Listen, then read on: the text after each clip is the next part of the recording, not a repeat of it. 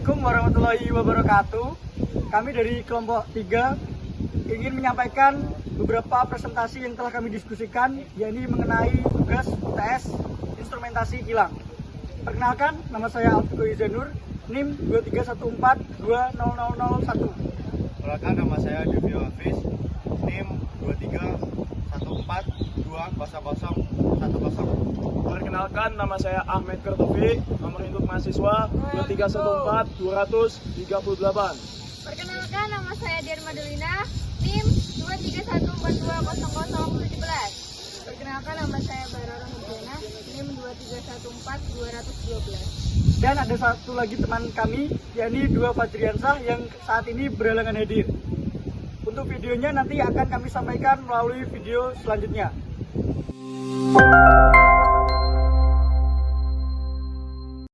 Perkenalkan, nama saya Alfiko Izanur Rajikul Koluf dari Ref 1B NIM 2314200001. Kali ini saya akan menjelaskan mengenai pressure transmitter. Pengertian pressure transmitter sendiri merupakan sebuah perangkat elektronik yang digunakan untuk mengukur dan mentransmisikan data tekanan pada suatu sistem prinsip kerja.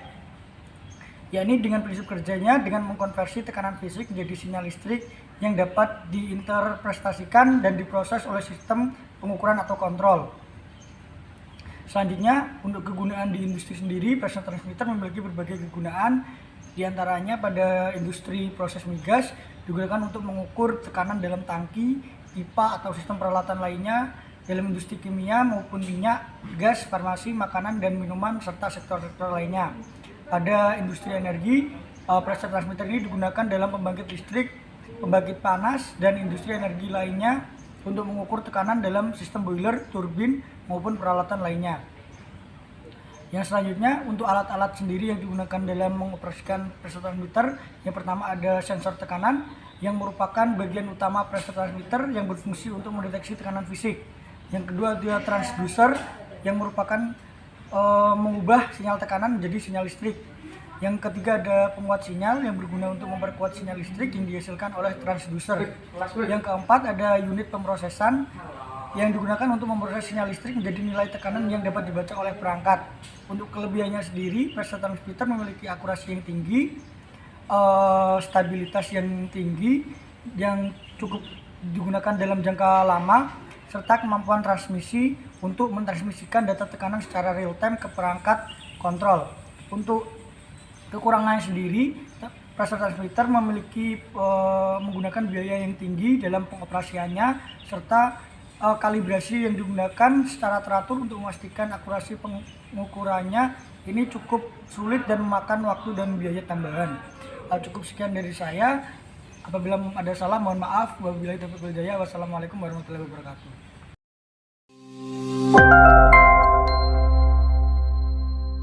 Assalamualaikum warahmatullahi wabarakatuh. Perkenalkan, nama saya Devi Hafiz Bala Saputra, biasa dipanggil Devio, NIM 23142010.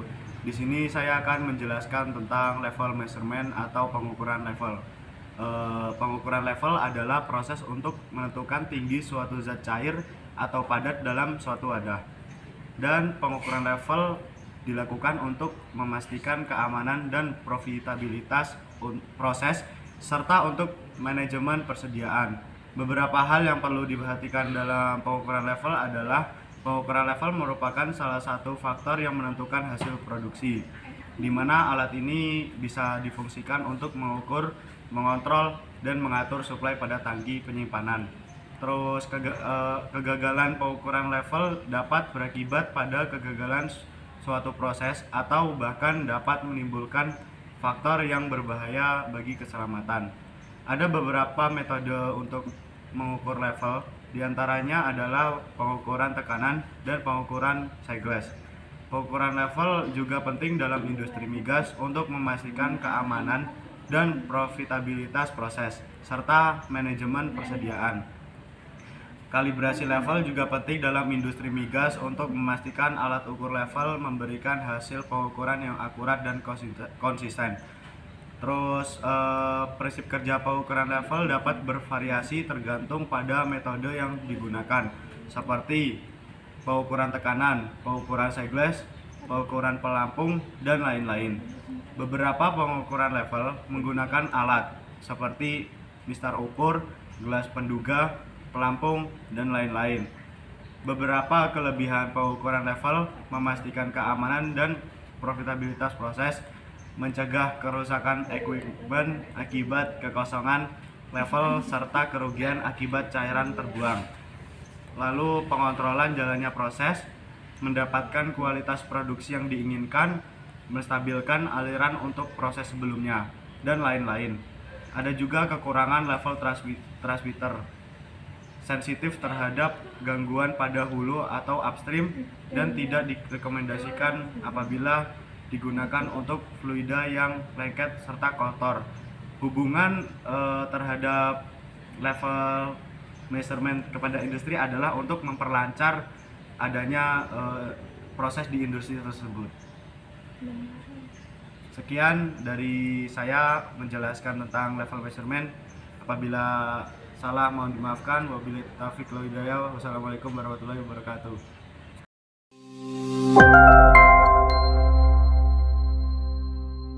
Saya Baron Nurjana, biasa dipanggil Jana, NIM 2314212 dari kelas Ref 1B. Di sini saya akan menjelaskan mengenai diagram PNID. Diagram PNID ialah gambar skematik yang digunakan untuk menggambarkan jalur instrumentasi, pipa, dan sistem pengaturan yang berada di lapangan. Diagram PNID digunakan oleh engineer, operator, atau teknisi lapangan untuk memahami dengan lebih baik suatu proses dan bagaimana instrumen-instrumen tersebut dihubungkan. Tujuan utama penggunaan diagram PNID adalah untuk lebih memahami kondisi desain suatu proyek teknik, untuk mengoperasikan, memelihara, dan memodifikasi sistem proses secara efisien, untuk dengan mudah menata letak dan mendemonstrasikan urutan sistem dengan fokus pada skema kontrol dan penghentian, persyaratan keselamatan dan peraturan, serta rincian dasar pengelolaan dan operasional.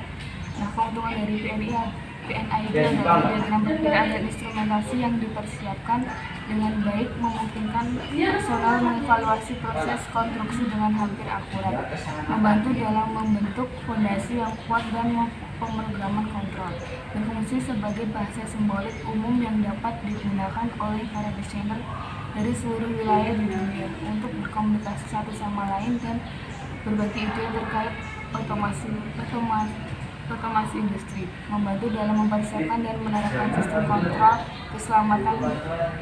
Dan kekurangan dari PNID adalah bahkan PNI tidak sepenuhnya dapat diandalkan karena tidak memuat rincian yang akurat, sulit untuk menggambarkan diagram perpipaan dan instrumentasi secara mandiri, dan memerlukan diagram alir proses sebagai ilustrasi rujukan. Sekian dari penjelasan yang saya jelaskan. Terima kasih. Wassalamualaikum warahmatullahi wabarakatuh.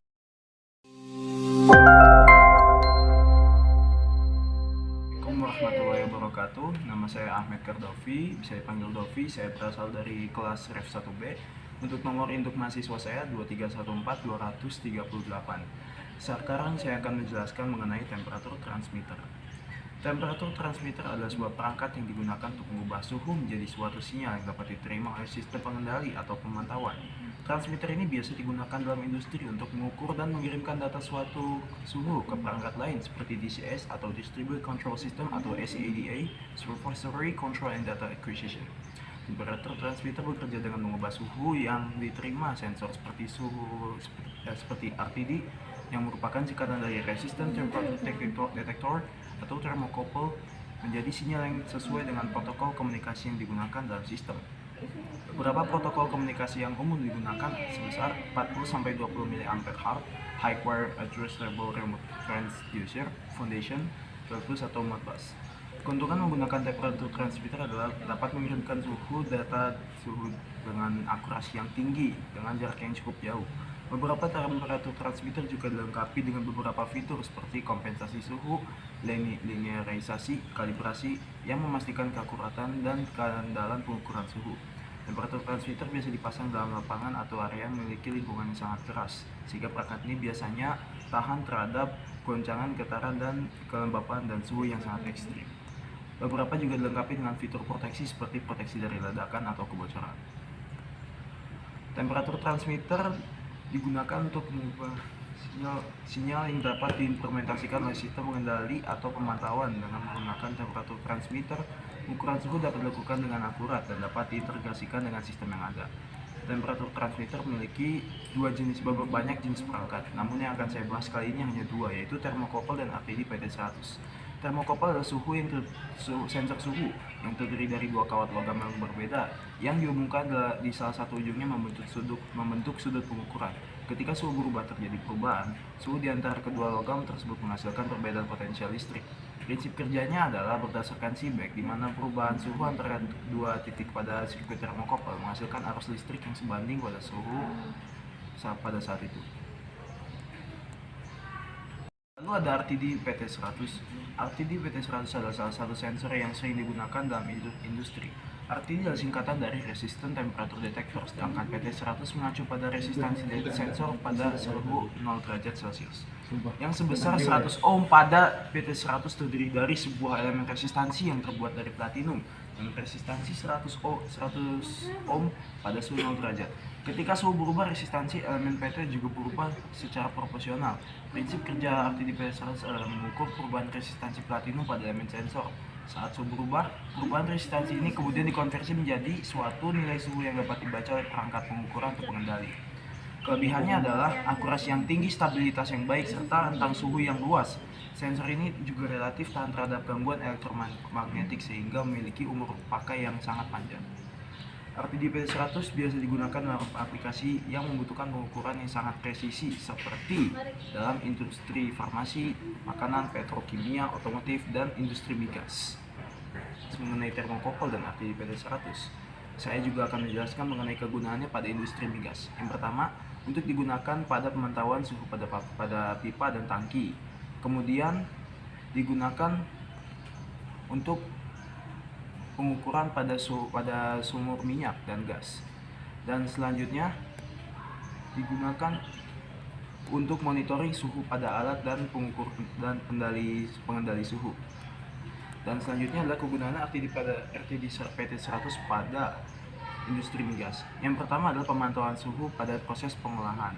Dan selanjutnya adalah pemantauan suhu pada alat pengukur pengendali. Dan selanjutnya yang terakhir adalah pengukuran pada tangki dan pipa. Sekian dari saya, kurang lebihnya mohon maaf. Wassalamualaikum warahmatullahi wabarakatuh.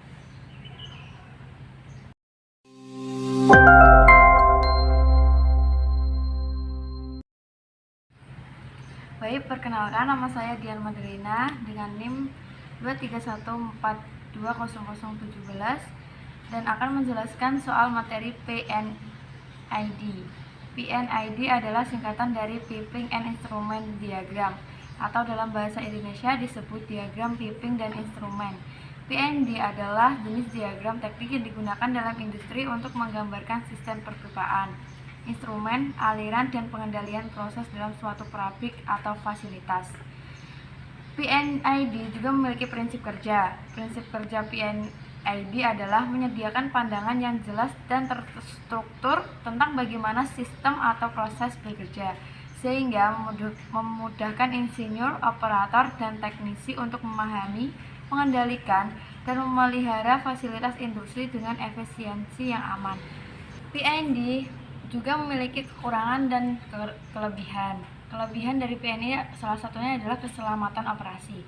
PNID membantu dalam identifikasi potensi bahaya dan risiko dalam proses industri, memungkinkan perancangan dan operator untuk mengambil tindakan pencegahan yang diperlukan untuk menjaga keselamatan operasi.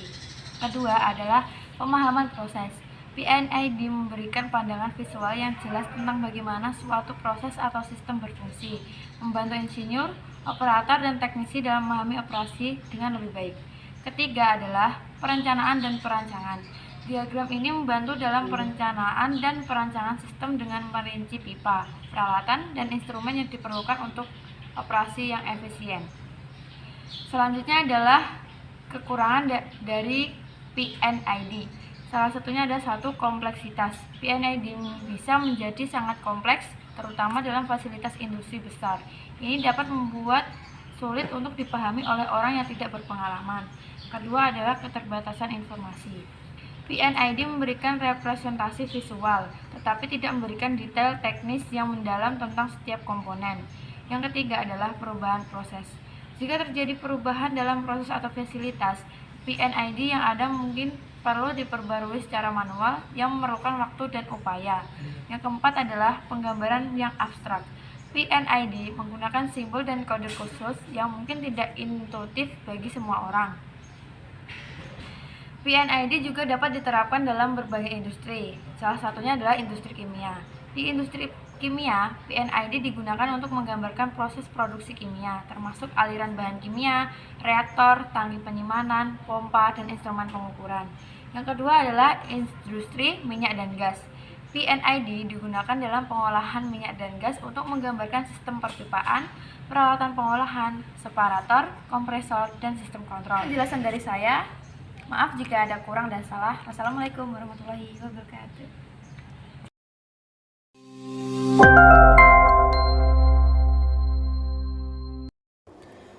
Assalamualaikum warahmatullahi wabarakatuh. Perkenalkan, nama saya Duha Fajriansyah. NIM saya 2314215. Saya dari kelas Ref 1B. Saya akan menjelaskan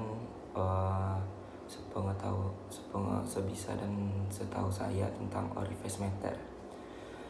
Orifice meter adalah instrumen yang paling umum digunakan untuk pengukuran aliran fluida karena ketangguhannya, konstruksi mekanisnya yang sederhana, dan keunggulan lain yang diketahui, koefisien lubang bersifat empiris karena kesulitan dalam memprediksi secara akurat dampak kerumitan geometri dan pemisahan aliran dari dinding pada aliran. Simulasi Computational Fluid Dynamics atau CFD sudah digunakan untuk memprediksi alat orifice dengan akurasi yang lebih baik. Simulasi CFD telah dilakukan menggunakan pemecah OpenFOAM 16 dan divalidasi dengan data eksperimen yang dipublikasikan. Ada pula prinsip kerja dari orifice meter, yaitu adalah tergantung pada perbedaan tekanan yang dihasilkan oleh orifice plate. Pada awalnya aliran gas alam melewati pipa, kemudian melewati straightening furnace yang fungsinya adalah agar putaran dari aliran gas tersebut lebih beraturan. Ada pula bahan-bahan yang digunakan dalam praktikum ini, yaitu yang pertama ada tubing plastik, yang kedua ada fitting plastik, yang ketiga ada majun, yang keempat ada seal tape. Dan peralatan yang digunakan adalah simulasi RT390, digital pressure gauge, DP transmitter, jangka sorong, tools, power supply, kabel, dan sumber energi. Ada pula penerapan flow measurement atau orifice meter, yaitu untuk masyarakat umum. Aplikasi flow meter ini untuk air bisa dilihat di rumah berupa water meter untuk menghitung pemakaian air PDAM. Sedangkan untuk BBM banyak dipakai pada SPBU untuk menghitung jumlah volume penjualan BBM yang biasanya menghitung volume atau mass flow. Untuk industri, manufaktur aplikasi flow meter biasanya digunakan untuk proses produksi yang berupa filling dan memonitor hasil produksi. Ada juga flow meter digunakan untuk melihat kualitas produk. Sekian dari saya. Assalamualaikum warahmatullahi wabarakatuh. Sekian presentasi dari kelompok kami. Mohon maaf apabila ada kesalahan. Wassalamualaikum warahmatullahi wabarakatuh.